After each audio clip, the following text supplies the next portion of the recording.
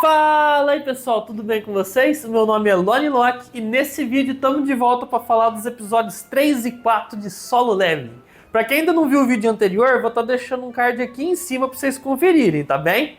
Hoje a gente vai discutir o que aconteceu com o menino Sung depois do evento do Portal Vermelho, da sua segunda visita ao Castelo Demoníaco, da sua reavaliação de ranking e, não menos importante, da aparição do seu pai sumido. Será que ele saiu para comprar cigarro, galera? Deixa aí nos comentários para eu ver. Por sinal, finalmente rolou aquela primeira interação ali tão aguardada do protagonista com a Tia Rain. E teve umas cenas extras também que deram o que falar. Tudo isso e muito mais, inclusive comparações com o manhwa, vocês vão ver por aqui. Então fiquem comigo até o final que depois da vinheta a gente continua.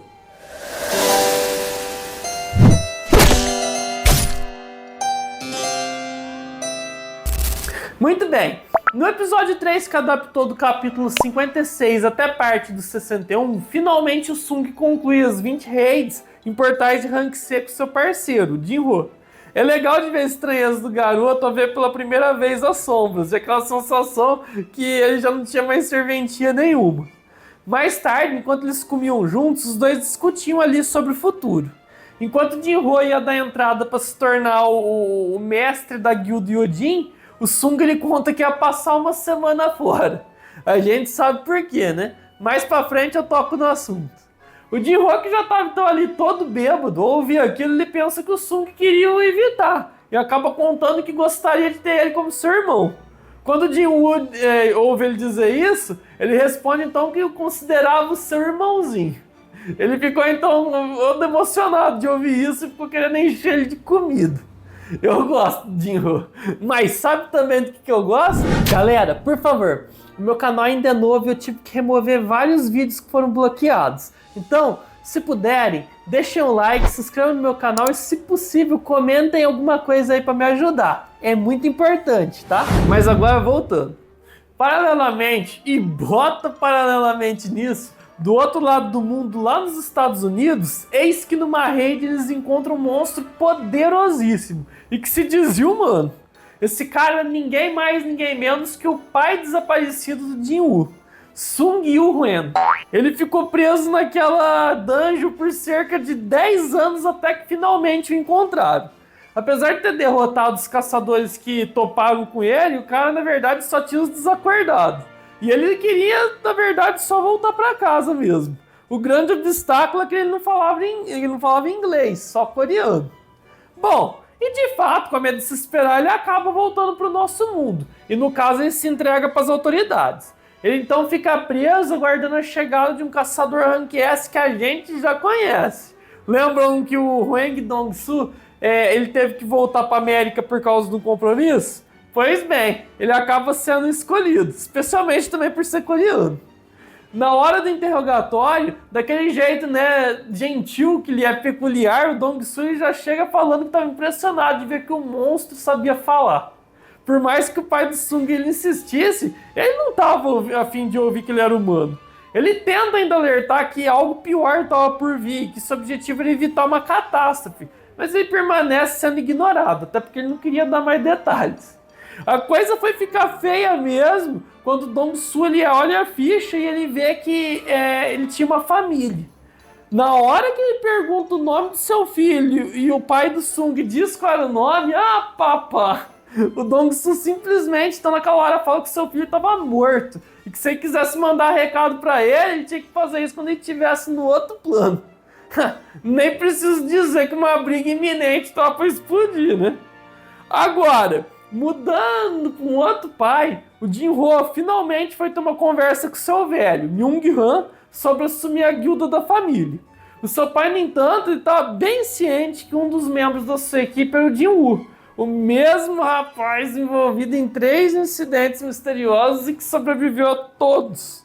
Inclusive até mesmo o incidente do Portal Vermelho. Ele sabia. Surpreso então com aquilo, o garoto ouve afirmar o óbvio, né? Ele só conseguiu ter sucesso por causa da ajuda do Jinwoo. Seu pai então indaga se mesmo assim ele ainda se sentia digno de assumir a guilda. O Jinro, que fica meio ali sem jeito, ele cria coragem e bate o pé. Ele insiste e diz que sim. O Myung-Han, que no fundo só tava testando seu filho, ele fala que tá tudo bem. Só que tinha uma condição: trazer o Sung para sua guilda. E bem, o Jinro pelo menos garantiu que conseguiria, né? Vamos ver na prática. Nessa parte também é interessante que eles mudaram algumas coisas em relação ao manhwa.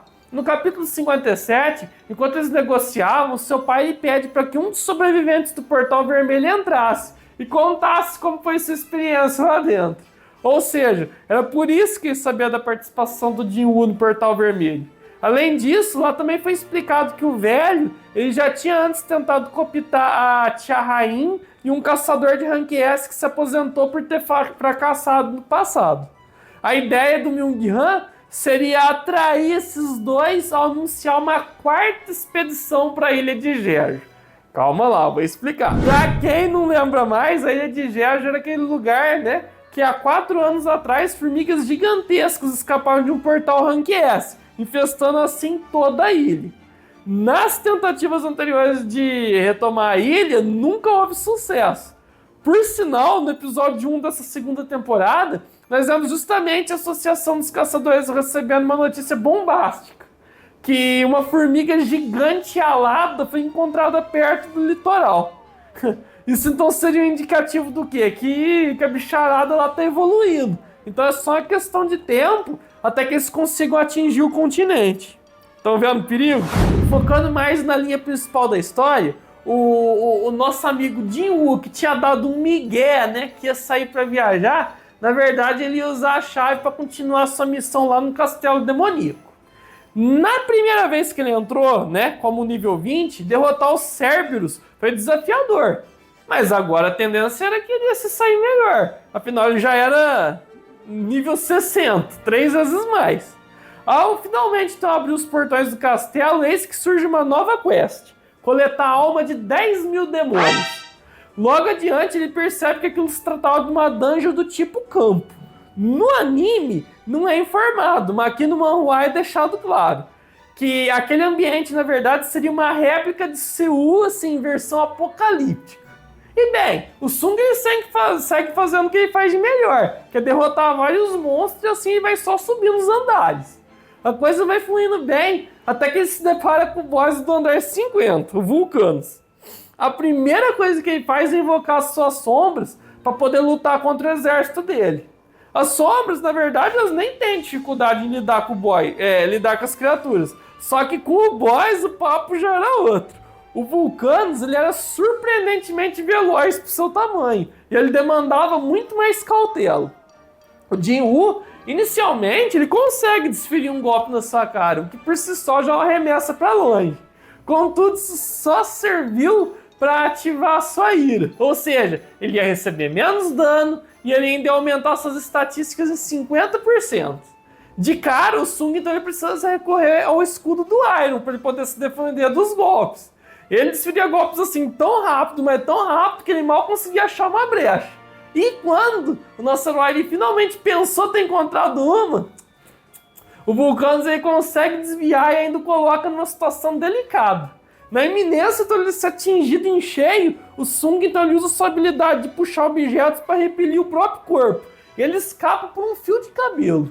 Como ficou evidente, era preciso dar um jeito de imobilizar a criatura. Então para isso o Jinwoo ele o faz seguir com tudo até um prédio. E daí usando a sua arrancada ele escala a construção e se impulsiona contra o bichão, sem que ele tivesse tempo para evitar a colisão ou até mesmo reagir.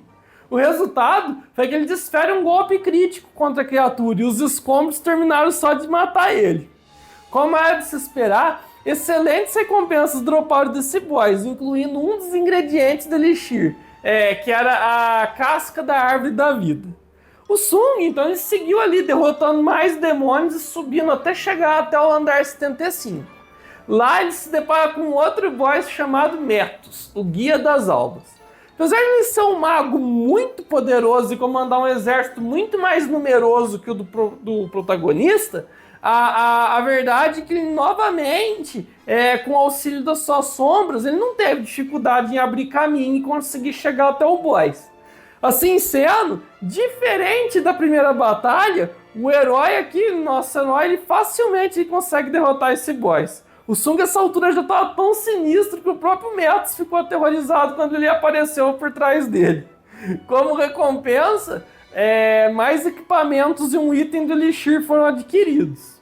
Como o Jinwoo, então, ele já tinha completado a quest, mais recompensas, então, lhe foram concedidas ainda. O garoto, ele escolhe uma caixa amaldiçoada e ao abrir, ele ganha uma chave misteriosa que ainda não tinha nenhuma função. No Manhwa, ele também ganha mais 20 pontos ali para ele distribuir entre todas as suas estatísticas. E aí também a receita para ele preparar o Elixir. Outra diferença é que o Sung ele só atinge 10 mil almas depois que ele mata o último boss. E não antes de enfrentar o Vulcanos, que nem a gente viu no anime. Fato é que depois desses 75 andares, estava na hora de voltar para casa. Afinal, já tinha se passado uma semana e sua comida estava acabando. Para coletar então o último item, o Sung ainda ia ter que derrotar o boss do andar número 100. Mas isso fica para uma próxima. Antes de encerrar esse episódio, a gente precisa destacar o fanservice que fizeram com a Tia Rain. Ela, teoricamente, nem era para ter aparecido ainda na obra. Mas essa cena serviu de gancho para reforçar que a associação estava ocultando informações para não causar pânico à sociedade. Vamos fingir que foi por isso que essa cena existiu, né? Sei. Vamos? Passando agora para o capítulo 4, que vai de 61 até o 66, vale ressaltar que o forte aqui não foi exatamente a ação. Após então retornar do castelo, bem mais forte por sinal, o Jinwoo ele se toca que não podia mais continuar fingindo ser um rank E. Ele precisava participar de raids melhores para ele ganhar mais experiência, e isso seria um obstáculo.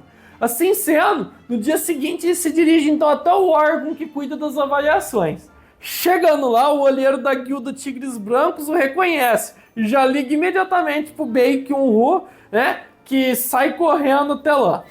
Bom, quando então chega a vez do Sung ser reavaliado, a funcionária pede que ele tocasse no cristal negro. Porém, um erro tinha acontecido. Vocês já entenderam, né? Ela tenta outra vez, ele manda ele tentar outra vez, mas a mesma mensagem se repetia. Nessa hora, o seu superior ele entra na sala para ver o que estava acontecendo, né? E ele entende perfeitamente. Não era a máquina que estava com defeito, era o Jinwoo que tinha uma força muito além do limite dela. Nessa hora, já tem um verdadeiro alvoroço ali dentro. O Jinwoo com certeza seria o 10º Rank S da Coreia. Como eles precisavam então trazer um outro equipamento para reavaliar o Sung, eles então o mandam voltar após 3 dias. Nessa hora, eis que entra na sala o líder da guilda Hunters, Choi Jo-in. O alvoroço causado tinha chamado sua atenção. O Choi, conhecido por ser um dos mais poderosos usuários de fogo, ele logo observa que a aura do garoto era diferente. Ele se dirige até o rapaz e, sem perder tempo, ele tenta já o trazer para sua guilda. Só que o Sung simplesmente ignora ele e fala que estava ocupado, pro espanto de todo mundo. Quando o Baek chega lá, o Choi se depara com ele e percebe na hora que o Sung só podia ser então aquela pessoa de fora que concluiu o portal vermelho. Mais tarde, enquanto o Sung visitava sua mãe no hospital, ele recebe a visita da Associação dos Caçadores. O Woo Jin-chul, ele revela que eles estavam então, ali o monitorando e o apresenta ao presidente, o Guo Gan-hee, espero estar falando certo, que queria conversar com ele. Mesmo fora do auge, na faixa dos 80, o Gan-hee ele continuava sendo um dos mais influentes e poderosos caçadores de Rank S que havia. Basicamente, ele dá os parabéns pro Jinwoo, né, por ele ter recebido o título de Rank S, explica que aquilo de esperar 3 dias era só uma mera formalidade para ganhar tempo. Assim eles podiam entrar em contato com ele. Qualquer pessoa que a máquina não consegue avaliar já é automaticamente um Rank S. Mesmo com o equipamento adequado, não é possível então se definir ao certo quão forte dentro dos Rank S ele viria a ser. O presidente, ele o convida para entrar para a Associação dos Caçadores e já abre o jogo de cara. Ele não ia receber nem de longe a mesma grana, ou muito menos teria a fama que as outras guildas iriam dar a ele. Só que ali, ele ia ter uma profissão muito estável, prestígio e muita influência política dentro do país. Ele explica que a função da associação é manter o fino equilíbrio entre as guildas ali dentro da Coreia, para evitar abusos. Se ele entrasse para qualquer uma das guildas, o equilíbrio ficaria muito abalado. O Sung, de fato, ele fica tocado com a proposta. Mas a verdade é que o objetivo dele era ficar cada vez mais forte e conseguir o Elixir para salvar sua mãe. Com base nisso, Jinwoo então ele nega o convite e explica que o lugar dele era nas dungeons, lutando contra monstros mágicos. O presidente fica surpreso e até emocionado com a resposta, mas ele sente a verdade no que ele disse. Dito isso, então ele afirma que ele ia aceitar a sua decisão e não ia mais insistir. O nosso protagonista, ao chegar em sua casa, ele começa a buscar por artefatos melhores para as próximas raids, mas todos são muito caros. Na verdade, vários dos seus itens eles eram bem melhores, e ele tinha também interesse em vender alguns que não precisava mais. A questão central é que ele precisaria participar de um portal de ranqueal superior, para ele justificar onde que ele teria conseguido itens tão excelentes. Só que como ele era um rank E, ele não podia participar ainda dessas raids mais elevadas. Enquanto então ele rolava pela página, ele convenientemente acaba encontrando uma oferta de emprego para trabalhar na mineração de uma dungeon de rank A. Nem preciso falar que ele topou, né? Quando então chega o dia, o Sung ele recebe basicamente as instruções do trabalho. Em portais de níveis maiores, a organização era bem mais alta, visando lucrar ao máximo com eles. Inicialmente, as equipes de ataque elas eliminam todos os inimigos, exceto o boss. E depois entram as equipes de coleta dos corpos e de mineração. Só depois que tudo foi extraído que os caçadores então vão até o boss e o derrotam. Afinal, depois disso, eles têm um tempo limitado até que o portal se feche. Enquanto, as equipes estavam lá e esperavam, finalmente a gente pode ver os caçadores saindo do portal. A equipe de ataque era liderada justamente pelo Choi Jo-in. E aqui é inclusive a primeira vez que a gente é introduzido também a Cha Ha-in. O Sung ele notou que ela tinha uma aura poderosa, semelhante até superior do Choi. Se ele não tivesse se escondido, ela certamente teria detectado. O protagonista ele fica inclusive até muito surpreso com a sua sensibilidade.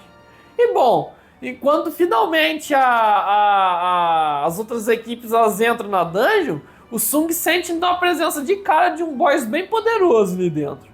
Só que ele tinha um trabalho a cumprir. E galera, o pessoal que não botava fé nele até caiu da cadeira. O tal do novato ranqueia mineral é feito uma máquina. Na hora do intervalo, ao invés dele comer com os outros, ele fala que ainda ia terminar a sua parte. Com todo mundo longe agora, era hora de ele aprontar a sua maior vigarice. Essa vai ser a minha melhor vigarice. O Sung queria dar uma espiada no boss e até eventualmente ali mexer com ele. Ele sabia que isso era errado e que ele podia prejudicar a guilda, mas ele não estava se aguentando. Quando ele estava prestes a entrar na sala do boss, adivinha só? Sim, alguém pega ele no flagra. E essa pessoa era justamente a Cha Ha-in, que voltou ali, para fazer uma patrulha. Olha o gancho pro próximo episódio. Galera, eu esqueci de avisar, mas a Cha Ha-in ela usa aquele lencinho no nariz porque ela é muito sensível ao cheiro de outros caçadores. E no caso, o Jinwoo é o único que ela não sente um cheiro tão ruim assim. E só pra finalizar, teve também o desfecho ali da luta do pai do Sung com o Dong-soo. Apesar do anime ele ter dado uma acelerada nessa parte, a gente pode ver que o Dong-soo tinha levado a pior, ele estava inclusive acamado. No flashback, o Sung pai ele falou que era para ele ficar bem longe da sua família, ou então nem mesmo a morte ia salvar dele. O valentão que ficou todo nervosinho, ele claramente queria uma vingança, e para isso ele tinha em mente se equipar melhor antes de enfrentar ele. Ufa, falei até demais, hein? Se vocês gostaram do meu vídeo, não se esqueçam de verificar o like e a inscrição no canal. No próximo episódio, o nosso jovem Sung ele vai se meter numa outra encrenca danada, dessa vez envolvendo orcs superiores. Dito isso, muito obrigado para todos que me assistiram até aqui. Um forte abraço e fui!